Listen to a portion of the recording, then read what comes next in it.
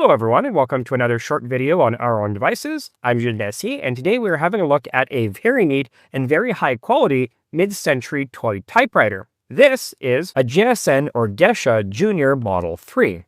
If you'll recall, a few videos ago we looked at the Simplex and Mark Style series typewriters, so to learn more about those, please check out the link in the description. Now, as I covered in that video, these were originally developed as a low-cost alternative to proper full-size typewriters, which for many years were prohibitively expensive for most consumers.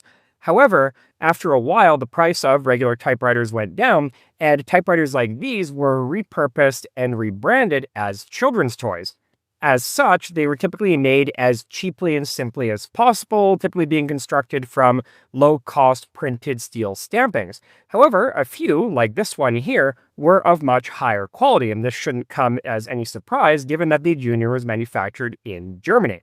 Now, the Junior was manufactured by Gebruder Schmidt Nürnberg, also known as GSN or Gescha. Gescha was founded in 1923 by brothers Max and Ludwig Schmidt and originally located at Friedrichstraße 80A in Nuremberg, Germany.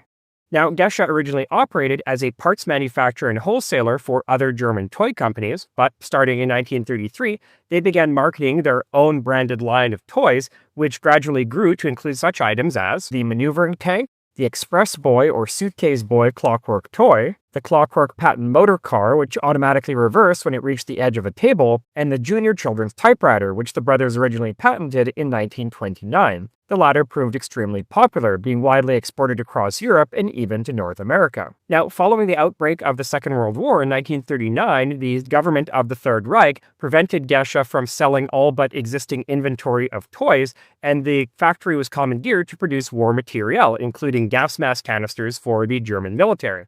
But while the Gescha factory in Nuremberg miraculously survived the war intact, most of its machinery was subsequently looted by the victorious Allies. However, by 1949, Max Schmidt was able to recover most of these assets and resume production, and the newly reformed Gescha managed to operate for another decade and a half, producing such innovative and successful products as the Gläserne Motor see-through engine and the Solido series of construction vehicles. However, by the 1960s, tin toys were really starting to fall out of fashion, and the Gescha factory was starting to reach its production capacity.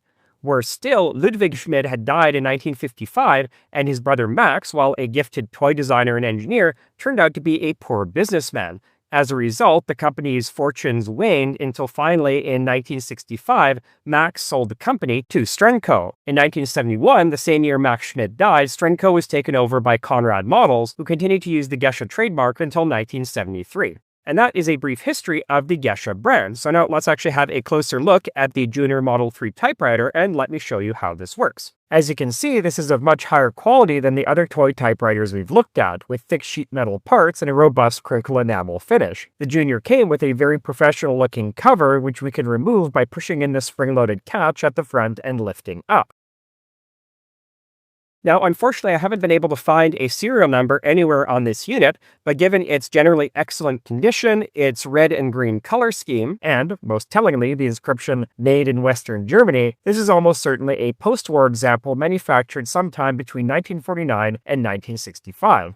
Earlier versions came in a variety of colors, including black body on black base, black on red, and ivory on red, and were sold in a wooden or later cardboard box with 2 spare ribbons. Some versions also used a short length of ribbon clamped in a celluloid holder rather than a full ribbon held on 2 spools. Now, the average North American retail price for one of these in the 1930s was $2.59, or around $60 in today's money.